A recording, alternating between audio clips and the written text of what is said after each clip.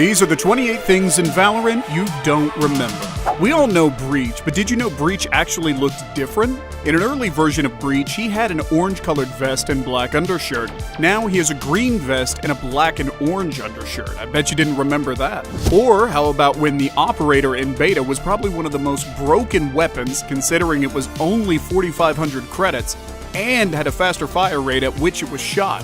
That's long. What a Jett. Long, off, lit 39. He's in there, he's on bottom. What? Omen had a more realistic, evil look. Omen's eyes looked more human-like than his new style today, which looks to be 3 scratch marks going down his face.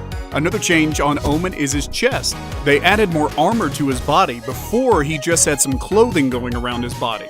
Valorant has come a long way in such things as improving the HUD. Back then, the agents on the HUD were very low-quality images, but even in the beta, the gun images were not even the same as they are today. It seems like they just didn't want to take the time to make the guns look the same. The Valorant main menu is something that hasn't changed a lot, but something you may have forgotten. The old menu was very simple and didn't have much. Even today is very similar and simplistic, which most people like. Would you rather have something like this? When you first started playing Valorant, we all had to play the tutorial, which looked like this. Look familiar? This is actually the Ascent site, but that isn't the only Ascent fact. Ascent was one of the first maps ever created in Valorant, which is why the tutorial looks like the Ascent map. Ascent was actually in development for 5 years. They even added an Easter egg on Ascent. If you go to the bench, there's a face that looks like Tom Kench from League of Legends. If you're a Valorant mastermind, you may have noticed this yellow crate on Icebox has changed. In March of 2022, Riot made huge changes to Icebox, including this yellow crate, which was once slanted at an angle but now is straight. Do you remember this change? Something you may not remember or never cared to remember is that the map Breeze coordinates are actually located in the Bermuda Triangle, which may be why there are a bunch of crashed ships on the map. Icebox used to have these 2 people and a teddy bear on the map, but after an update, they no longer existed. No one really knew why they were there in the first place. Who else didn't know about this? Before Valorant was released or even in beta, Valorant used to be called Project A. At the time, people were trying to figure out the real name of the game. YouTubers and articles all over were talking about this topic, and eventually in March, they found out the real name of Project A. Valorant also has records. On April 7th of 2020, the game had a record-breaking day on Twitch, even before the game was released. Not only that, it was in limited closed beta. Hundreds of thousands of viewers flocked to Twitch to watch streams of the game. According to Twitch, the game broke the single-day hours watched record in a single game category with 34 million hours watched. Meanwhile, the game hit a peak concurrent viewer total of 1.7 million, which is second only to the 2019 League of Legends World Championship. On Icebox, I bet you didn't remember there used to be a samurai hidden on the map, but it actually is no longer there, as it seemed to either escape or be taken by someone. There are actually some skins that never made it into the game. During the beta version of the game, the Lux bundle actually had some other colorways, but they just never made it into the game for some reason. Both the Spike and Diffuser are branded with the logo K, which stands for the Kingdom Corporation in the world of Valorant. Killjoy was originally male during her first development phase, and she was a robot during part of her development as well. I bet one thing you didn't remember is that you are not subscribed yet. Subscribe right now if you haven't. Did you know that each Valorant map is set in a real-life location?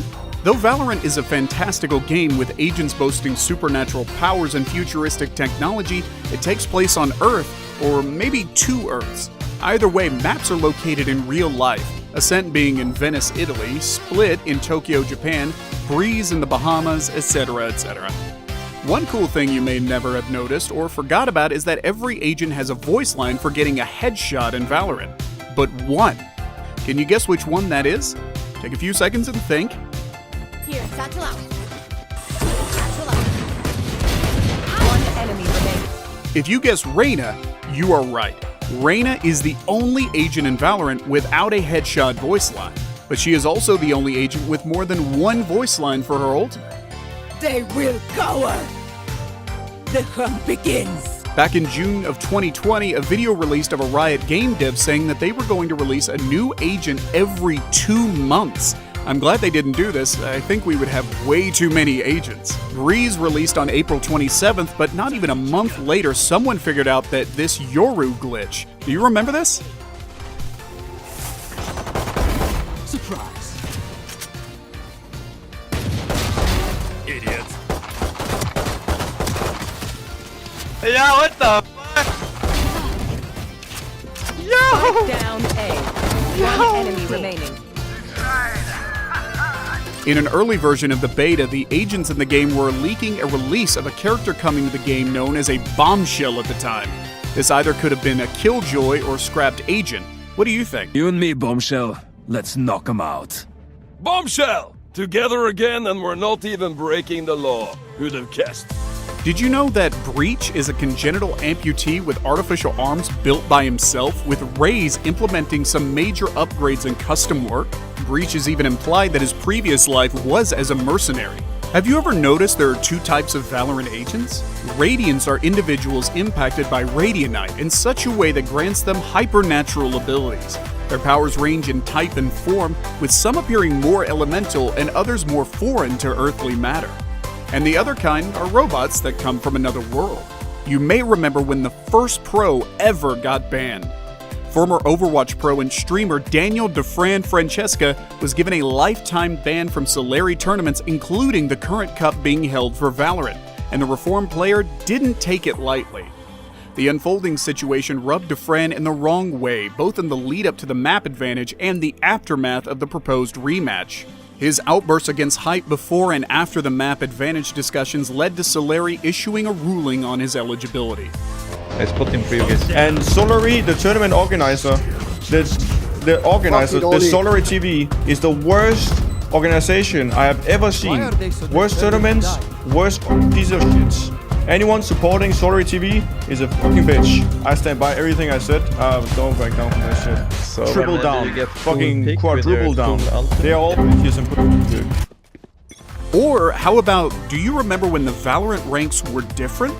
They were originally called Mercenary, Soldier, Veteran, Hero, Legend, Mythic, Immortal, and Valorant. Due to avoiding being a Valorant in Valorant, Riot updated the ranking system to what it is today. Sage has an emblem on her which is from League of Legends. If you know, you know. One of you may have forgotten about or never noticed, but did you know the Google Chrome dinosaur is on Split? Take a look.